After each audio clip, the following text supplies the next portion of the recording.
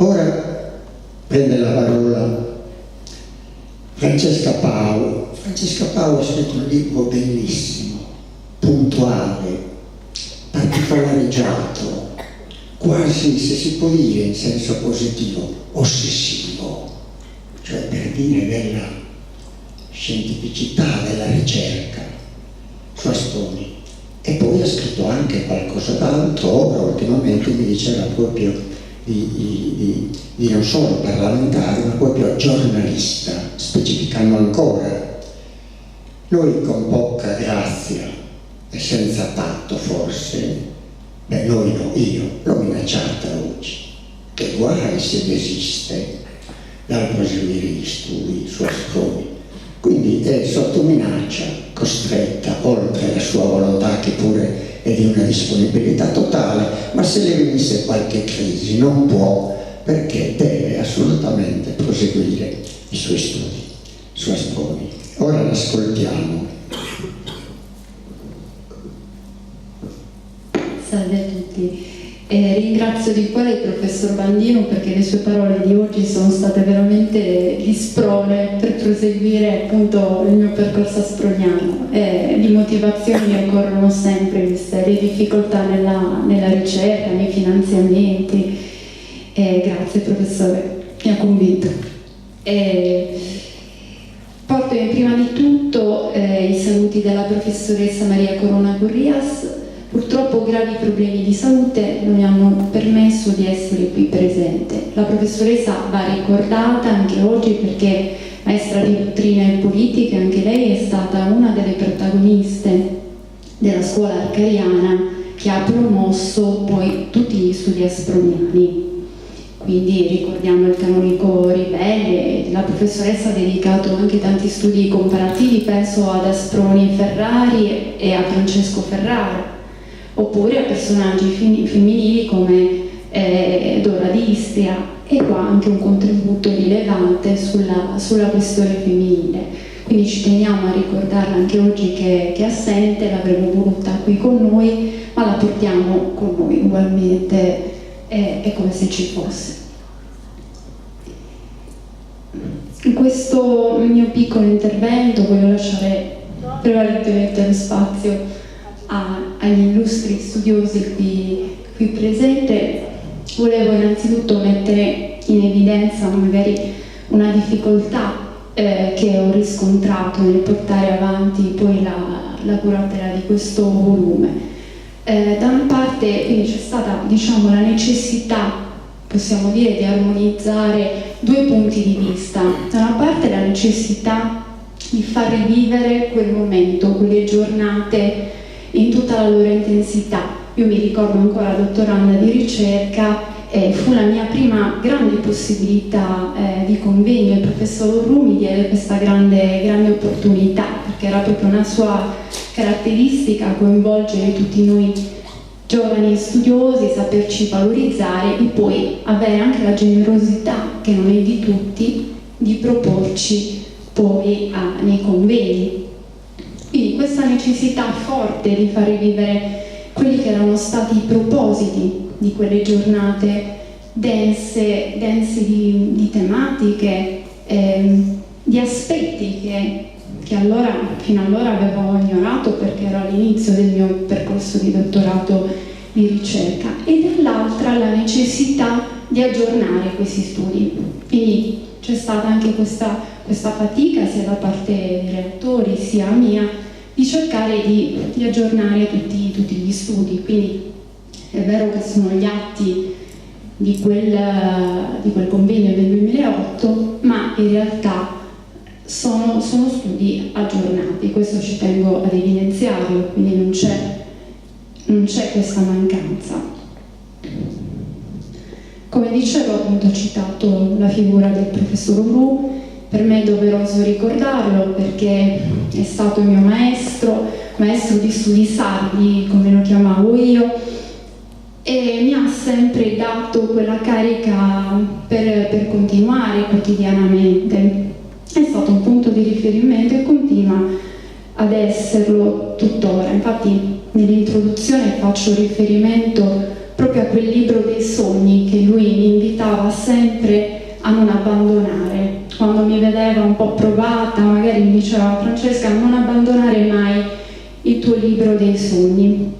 E penso al ruolo fondamentale che gli insegnanti, appunto, abbiamo visto anche questa mattina con il professor Pulighetto, che ha avuto un ruolo guida col liceo Giorgio Asproni, possono avere nella vita dei ragazzi. E per me è stato il professor Urru, che io incontrai proprio pochi giorni prima della sua scomparsa, e mi parlò proprio del volume di atti. Gli premeva farlo uscire il prima possibile, poi purtroppo il percorso è stato un po' più lungo, però siamo contenti, sono contenta di aver onorato quella promessa tanto sentita. Spero che questo volume sia un contributo per inquadrare, per approfondire la personalità di Asproni, non dico in tutte le sfumature, perché più vado avanti negli studi più mi rendo conto che Asproni non si esaurisce mai. Più approfondisco la sua figura, più colgo degli aspetti che prima non avevo colto, come con Asproni giornalista.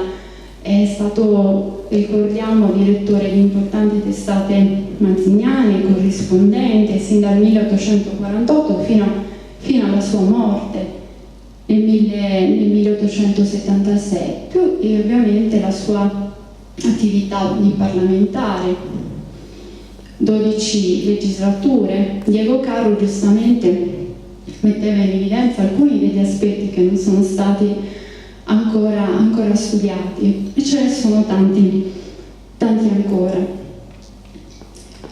Una caratteristica dei saggi all'interno del libro è l'approccio comparativo, e io credo che, come mette in evidenza anche la professoressa Cerina, acquisti ancora più profondità il personaggio di Asproni confrontandolo con altri. Quindi esce fuori un Asproni nelle relazioni umane interessante, molto, molto particolare. Poi c'è non solo l'Asproni nelle relazioni umane, ma anche un Asproni che si relaziona al mondo dell'arte. Anche quello è un aspetto che forse è stato anche sottovalutato, la sua attenzione all'aspetto artistico. Asproni è la questione femminile, come dicevo prima della professoressa Corrias. Quindi viene fuori un ritratto quasi completo, non posso dire completo. Io in particolare mi sono occupata del confronto con Giovanni Battista Duveri, due percorsi apparentemente diversi, come dicevamo col professor Massagrati, però uniti insieme da solidi principi repubblicani mazziniani che hanno percorso la loro vita.